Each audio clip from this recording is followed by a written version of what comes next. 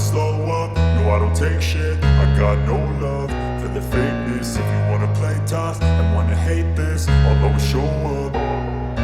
I don't ever slow up, no I don't take shit. I got no love for the fakeness. If you wanna play tough and wanna hate this, I'll always show up and make a statement. I don't ever slow up, no I don't take shit. I got no love for the fakeness. If you wanna play tough and wanna hate this, I'll always show up and make a statement. Everything I do so instinctive and so passionate. Every word I move so descriptive like an adjective. I got a vendetta against people who patented being negative when you should be getting after it. I got facts over tracks, this and that. Spitting slow, spitting fast. I could roast, I could gas. Think I'm okay at last, but I don't know if that can erase all the past. And the pettiness, a reflection of the emptiness. Hilarious, you think you're worth my time, you're delirious. Mysterious, because you hide behind a fake exterior. Inferior, you know I'll always be a bit superior. Get off of me, this ain't no humble brag. I want you to hear words, you can say them back. I want you to feel free from the chains at last, and to believe in what you got, it was built to last, yeah. Now that I've been put through hell, I never got anyone's help. I had to do it all myself.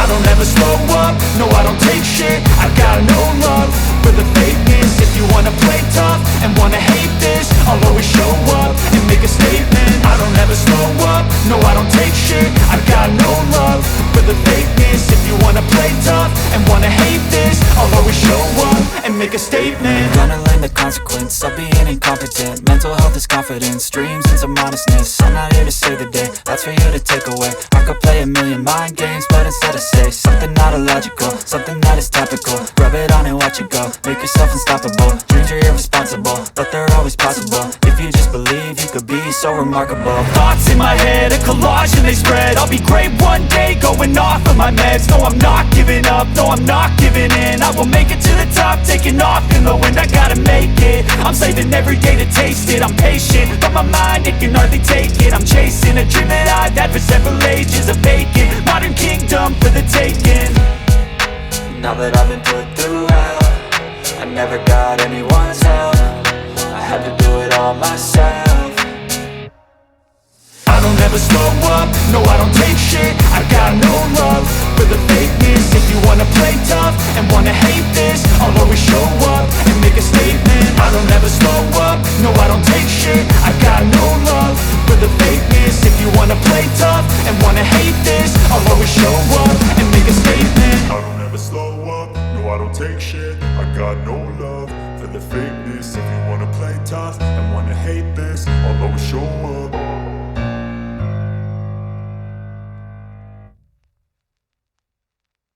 సొంతం. నీకు అవమానం జరుగుతుందని తెలిసిన నా దేహం నా మాట వినలేదు. అంతటి ఘోరమైన పాపం చేశాను కాబట్టి ప్రక్షాళన కోసం ఇన్ని రోజులు మంచం మీదనే ఉన్నానని చెప్పాడు. కురు వంశాన్ని కాపాడతానని తన తండ్రికి ఇచ్చిన మాటకు కట్టుబడిన భీష్ముడు పరిస్థితుల ప్రభావంతో విశేష ధర్మాన్ని ధ్వజించాడు. మాఘమాసం ఏకాదశి రోజున భీష్ముడు తన దేహాన్ని వదిలి స్వర్గానికి చేరుకున్నాడు. అందుకే దీనిని భీష్మ ఏకాదశి, జయ ఏకాదశి అని కూడా పిలుస్తారు. ఈ రోజు మొదలుపెట్టిన ఏ కార్యం అయినా విజయవంతం అవుతుందని నమ్మకం. ఇక భీష్ముడు భారతీయులందరికీ పూర్వీకుడే, ఆచార్యునుడే. భారత వంశానికి ఆది పురుషుడిగా మనకు చిరస్మరణీయుడు. అందుకే ఈ ఏకాదశి నాడు ఆయనకు తర్పణాలను విడవాలని పండితులు సూచిస్తారు. భీష్ముణ్ణి తమ పూర్వజునుడిగా భావిస్తూ ఎవరైతే ఆయనకు తర్పణం విడుస్తారో వారి పాపాలు తొలగిపోతాయి. ఈ రోజుని విష్ణు సహస్రనామం పుట్టిందని పురాణాలు చెబుతున్నాయి. అందుకే దీనిని విష్ణు సహస్రనామ జయంతి అని కూడా పిలుస్తారు. విష్ణు సహస్రనామ విశేషాలను భీష్ముడు పాండవులకు తెలిపి కురుక్షేత్ర యుద్ధంలో వారి విజయానికి భీష్ముడు కారణమయ్యాడు. భీష్మ ఏకాదశి రోజున నరసింహ కళ్యాణం చేయిస్తారు.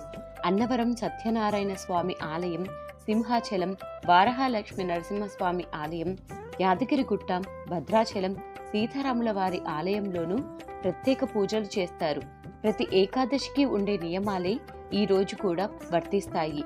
దశమి నాటి రాత్రి నుంచి ద్వాదశి ఉదయం వరకు ఉపవాసం ఉండాలని, ఏకాదశి రాత్రి వేళ జాగారం చెయ్యమని పెద్దలు సూచిస్తారు.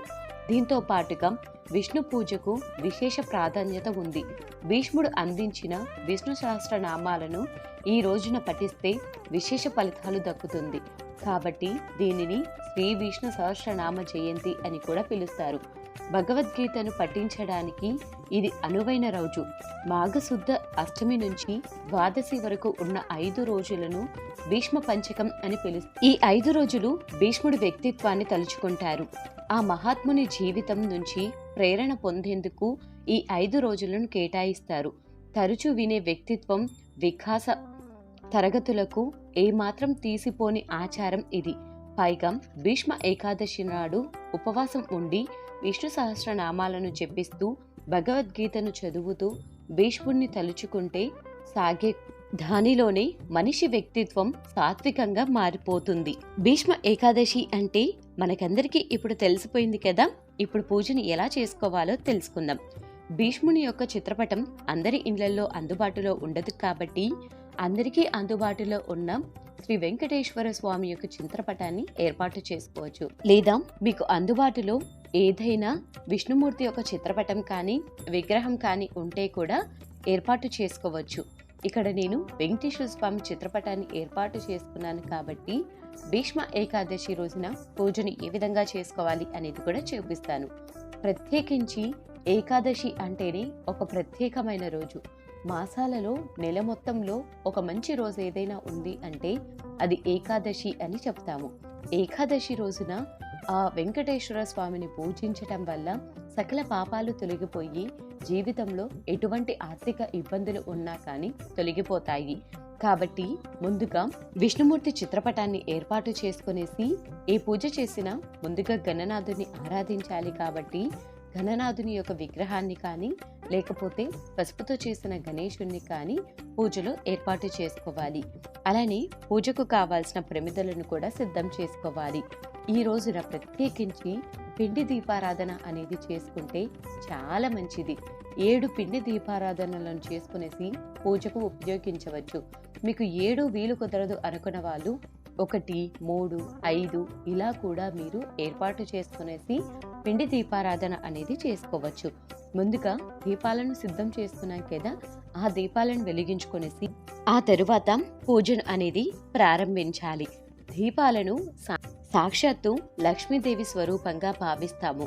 అందుకే దీపాలకు కుంకుమ, పసుపు, గంధం బొట్లను ఏర్పాటు చేసుకోవాలి. ఆ తర్వాత దీపాలను సాక్షాత్తు లక్ష్మీదేవి స్వరూపంగా భావిస్తూ దీపాలలోకి పుష్పాక్షంతలను పుష్పాన్ని సమర్పించి దీపం జ్యోతి పరబ్రహ్మ స్వరూపియే నమః అంటూ మంత్రాన్ని జపించాలి. ఏ పూజ చేసినా ముందుగా గణనాథుణ్ణి పూజలోకి ఆహ్వానం పలకాలి. ముందుగా గణనాథునికి పూజను ఆచరించిన తర్వాత మిగతా దేవతామూర్తులకు పూజను ఆచరించాలి. అందుకోసమే ముందుగా గణనాథునికి ధూప దీప నైవేద్యాలను సమర్పించి గణనాథుని పూజలోకి ఆహ్వానం పలకాలి. ఈ రోజున ప్రత్యేకించి గణనాథునికి షోడశోపచార పూజ, పంచోపచార పూజ ఆచరిస్తే చాలా మంచి. ఏకాదశి రోజున నైవేద్యం విషయానికి వస్తే మీకు అందుబాటులో ఉన్న పండ్లను నైవేద్యంగా ఏర్పాటు చేసుకోవచ్చు. అంతేకాని ఏకాదశి రోజున పూజను ఆచరించేటప్పుడు బియ్యంతో చేసిన పదార్థాలను దేవునికి నైవేద్యంగా పెట్టుకోకూడదు. ఎందుకంటే బియ్యంతో చేసిన నైవేద్యాన్ని ఏకాదశి రోజున తినరు. ఈ రోజున నైవేద్యంగా గోధుమలతో చేసిన నైవేద్యాన్ని ఏర్పాటు చేసుకోవచ్చు. ఎవరైతే ఏకాదశి రోజున ఉపవాసం ఉంటారో ఏకాదశి రోజున ఉపవాసం ఉండేవారు కూడా బియ్యంతో చేసిన పదార్థాలను కాకుండా గోధుమలతో చేసిన పదార్థాలను, అలానే దేవునికి ఏవైతే నైవేద్యంగా ఏర్పాటు చేసుకుంటామో ఆ పదార్థాలని నైవేద్యంగా స్వీకరిస్తూ ఉండాలి. ఈ రోజున ప్రత్యేకించి విష్ణు సహస్రనామాలు, గోవింద నామాలను చదువుకుంటే తులసి దళాలను స్వామివారికి సమర్పిస్తూ విష్ణు సహస్రనామాలను, గోవింద నామాలను చదువుకోవాలి. అష్టోత్తరాలు చదువుతున్నాం కదా, చేతికి కాలుతుంది అని చెప్పేసి ముందుగా పిండి దీపారాధన అనేది వెలిగించుకోలేదు.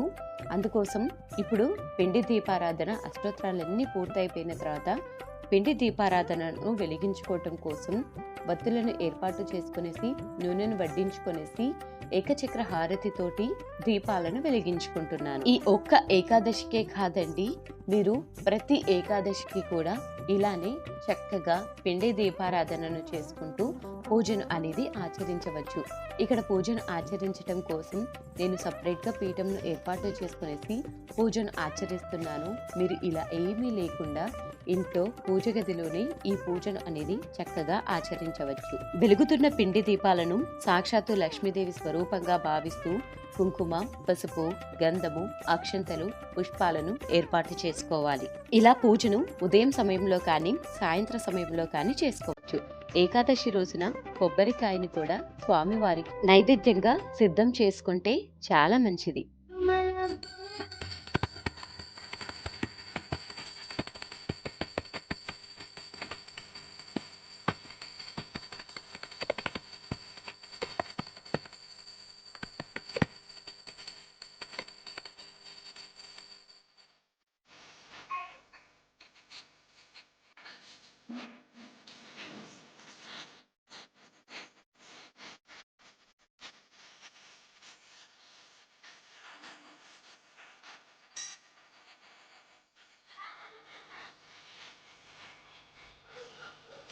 భీష్మ ఏకాదశి రోజున పూజను ఏ విధంగా ఆచరించాలి అనే విషయాలన్నిటినీ ఈ వీడియోలో మన విఎస్ అందరికీ క్లియర్గా ఎక్స్ప్లెయిన్ చేశాను అనుకుంటున్నాను.